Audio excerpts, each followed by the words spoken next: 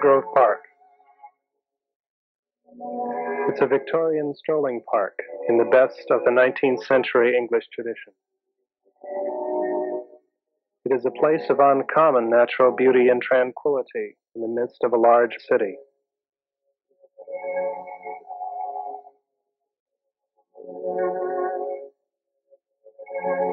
More than 100 years have passed since Henry Shaw created Tower Grove Park. Since that time, generations of human beings have enjoyed its natural beauty and recreational activities. Their memories and observations show how people value the park today, as they did so many years ago.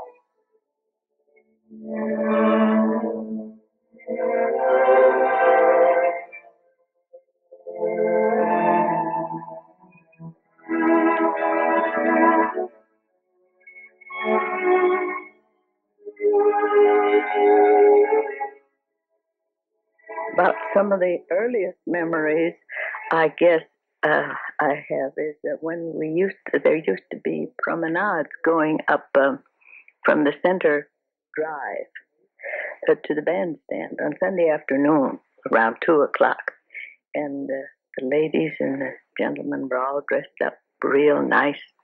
We went once in a while, but that was a regular thing on Sunday. It was a regular promenade up there. You walked places then, you know. On Sunday afternoon was to go walk someplace. Oh, yes. Every Sunday there was one. It was always crowded.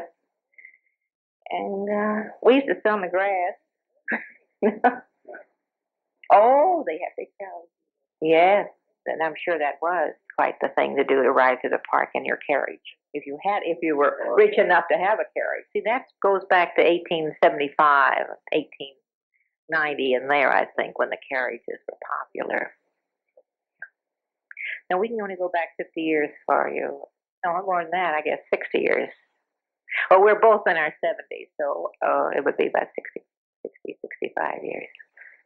There were some concerts in Tower Grove Park from time to time that I'd be taken to. And, of course, they took me around and showed me all the statues throughout the park and told me about those and what the significance was, and then the statues of the musicians, all of whose noses are broken off today, I believe, but they weren't then. What I do not remember, and I wonder why, unless I've forgotten, I can't remember any bandstand or music programs in Tower Grove Park. It was a very formal thing. My mother would have a date on a Sunday with somebody that had a buggy, and they would drive all the way up there, and there'd be concerts every Sunday afternoon, and all the carriages and horses would be pulled up. And my father wasn't fortunate enough to have a carriage and a horse, but he had dates there too, but not my mother. My mother went with a man's carriage. That must have been a highlight, a social highlight in their lives, to this Sunday afternoon stuff at Tower Grove Park.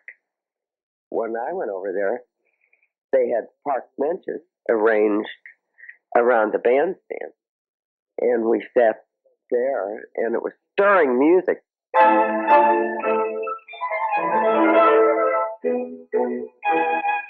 I think I got taken over there for two reasons.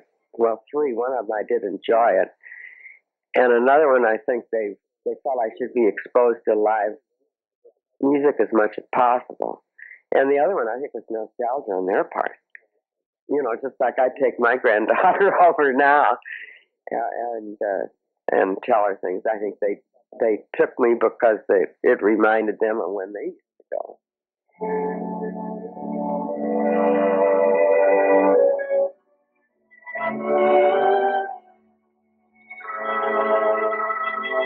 Lily ponds were always interesting. Oh, at one time they had those great big lily pods that you could stand on, you know, that were heavy enough to hold an individual. Oh, yes. We used to enjoy seeing the water lilies. They had the beautiful flowers there. I mean, the lily is not as spectacular as these big circular leaves. And almost every year they'd have a couple of pictures in the paper of a child standing on one of those. My daughter always thought it would be so nice if she would be the one to be chosen to be in the newspaper. Now, that's something we used to do, is to go see the lilies at night. My father just adored the lilies. We used to kid him about it. And they talk about Dad and his lilies. And we'd have to go over and see the lilies in the park and look at the lilies. And they were lovely. And many people did it. It was recreation, something to do at night.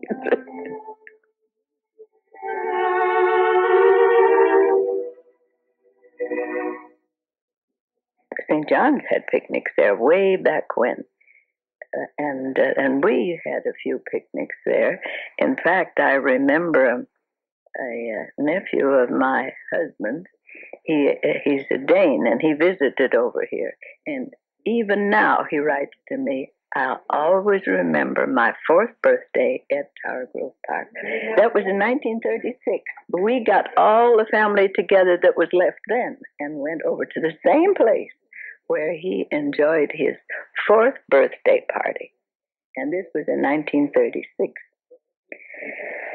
Yes, but then we kind of gave up picnics. We didn't go over there so much anymore. Of course, I don't know how many use it for picnics. There's a lot of picnics over there, but the last one I went to was a bunch of people from North County that having a family reunion down here, and none of them lived around here. My children would go to Tower Grove Park. I tried to teach my daughter to play tennis. That was a disaster in Tower Grove Park. We used to play at 6 o'clock in the morning before it got hot. Either that or late in the evening. Father, one of the girls, taught us how to play tennis. And that's my strongest recollection. Oh, there were so many people in the park there watching an impromptu ball game. And I remember my father used to go over and watch ball games in the park. There were quite a number of baseball teams. I don't know where they came from or how. They didn't particularly interest me, so I didn't pay much attention. There's a lot of ball playing over there. That's a lot of fun. I don't play ball. The first thing I can remember that they used the park for, besides, where people used it, we had a square dance over there one time. And then pretty soon they were having square dances there once a week. That was the first thing I ever saw that wasn't either tennis or something very formal. That the park was being used for it. Well, there was theater in the park, and I remember taking a children's play into Tower Grove Park. They did it on the grass, a sort of a theater in the round thing, although they did put up scenery too, which blew down in storms. I don't know how they had the patience to really stay with it. My earliest recollections were being taken over there as a child to climb on the pseudo ruins at the lake. They had the swings there with the little swings for the children, like chair seats. And I remember that was one of the things I loved to do, was to swing in those little chair swings. And they had seesaws then. I don't think anybody uses seesaws anymore. But we seesawed over there. Well, these were not teeter-totters. They were wide boards, and they were about this thick, and they had big handles. Teeter-totters is much too delicate a word for what these things were. That was something I always liked to do as a child, was climb on these rock drinking fountains. But these big rock things were the ones that were fun. It's a little difficult to remember. After all, my daughter is 40 years old, and when you go back to the wading pool ages, I insisted that both my girls should be accomplished swimmers early. So the wading pool was not much inducement, but it was fun to play in.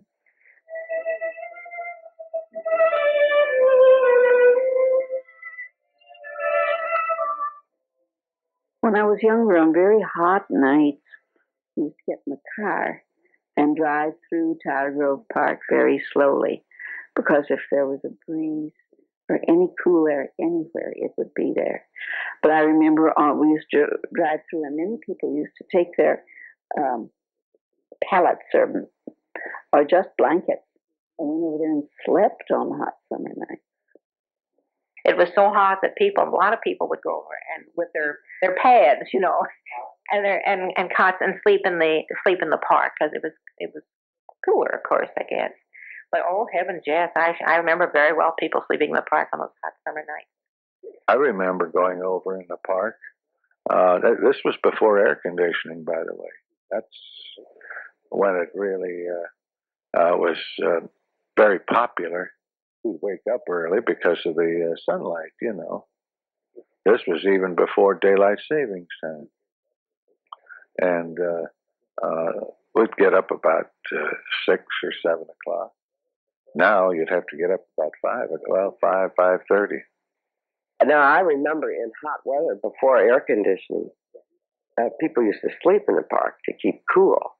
And my grandmother, the heat bothered her a lot. And after I learned how to drive, I'd take her for rides to get the breeze in the car.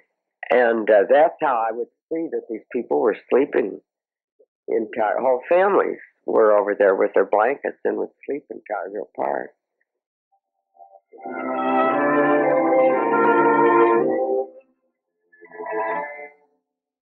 When you'd have a date, you'd coming home, you'd usually stop in the park for a little while and park under a street light, because the light didn't shine in the car. When he and I went together, and then we would park in the park. We would park our little Model A, and then the cars were lined up, one right behind another, up and down those roads, necking. That was what they called it in those days, necking, wasn't it? And you see those lights that are in the park are still those old lights. They're not very bright lights in the park. Now, of course, you'd be scared to death to do that. You wouldn't dare do it, you know. But then everybody did that. In fact, you had a hard time finding a place to pull in, you know, because there were so many doing that. That was the thing to do. Another big change in the park, that was the best spooning place around. Now I see there's a sign at each end of the park about no parking between midnight and 6 a.m. something like that. But that cuts out a lot of fun in the park. But I don't know whether people ran their dogs over in the park then or not. But I don't think so. I can't remember people running their dogs anyplace. I'm out 2-3 times a day with the dog. Every day. Saturday, Sunday, rain or shine, it doesn't matter. We go out. I get out in the in the park, and then I see, oh, here's some mulberries. Let's go. And the dog, he just sits there and waits till I finish. He's funny that way. Well, he's just getting old now. He'd go with me, but he don't care to go on his own. Except when Miss Althoff's one of her dogs gets in heat, and then boy, he runs the whole park.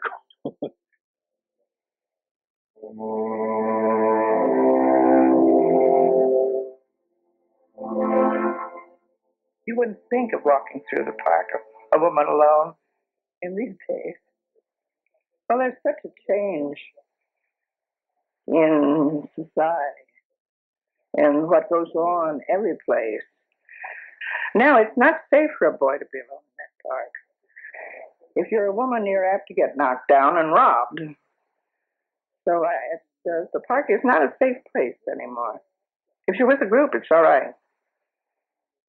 When we were living on the south side, I took my dog in there, and I remember then, though, I was careful.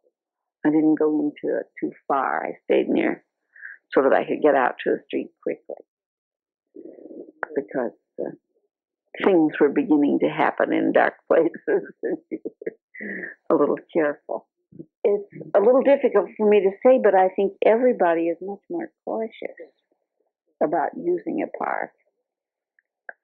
It's probably safer than we think, but it's just perhaps tempting fate a little bit. And of course, there used to be the lovers' lanes down those side roads. I had no fears in Tower Grove Park at all. I don't think anybody ever thought of any danger in the park. It was like your front yard. My daughter's more afraid to walk in the park than I am. Now, I got an awful lot of locks on my doors, but I'll tell you who put them there. My mother did back in 1914. So that's another reason I know that crime is any worse today than it was then. But if I was going to be afraid about where I was going to go, I might just as soon be dead, is the way I feel about it.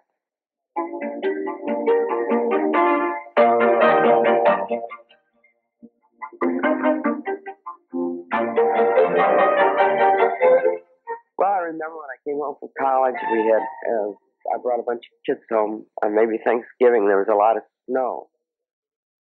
And we went over there just to see untouched snow. I guess I like the winter the best, because I don't care too much for warm weather. But I like it when it snows, because there's very few people out in the park. And, well, the dog is peppier and everything. Oh, the trees are so gorgeous in Tower Grove Park in the spring. Oh, see, now Shaw planted all those trees. There are some very valuable, very unusual and very interesting trees in that park. And he imported a lot of trees too that he planted there. But the trees are magnificent in the spring, the tulip trees and all, and in the fall the color is just gorgeous. And you don't have to go out to the Ozarks or to the over east you know, to see the colors. All you have to do is ride through Tiger Grove Park, and you get the most gorgeous colors. The trees I like best are the cypress because they're so tall and they're kind of majestic. I know that they were prized by ship captains on the Florida coast for masts. They'd chop down cypress and put them in the hold, and then when they ran into foul weather, they'd have to put up a new mast. The foliage, I suppose, because I like spring and fall anyway. But I think it has a special feel to it that a lot of other parks do not have.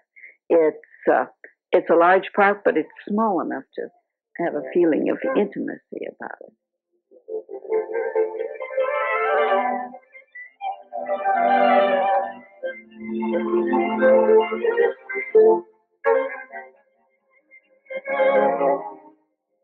People who went to the park always from the neighborhood. The park was used a lot. You know, there were always people in the park. Well, I think people around here now use the park a great deal. Now, I always thought it was beautiful, and so did everybody else. And I'd always make a point to go out of my way to drive through the park. And instead of going on Magnolia or Arsenal, I'd drive in the park because it was always pretty to look at. To tell you the truth, I believe a lot of them don't think much about it at all. People who don't live right in the neighborhoods, I think much more about it. I know people who play tennis there that getting their permits to use the tennis court is about the first thing they think of as soon as it's possible to get them. I have the feeling of sort of coming home when I come to Tiger Grove Park now. The other night when I was there, it sort of recalls nostalgic memories.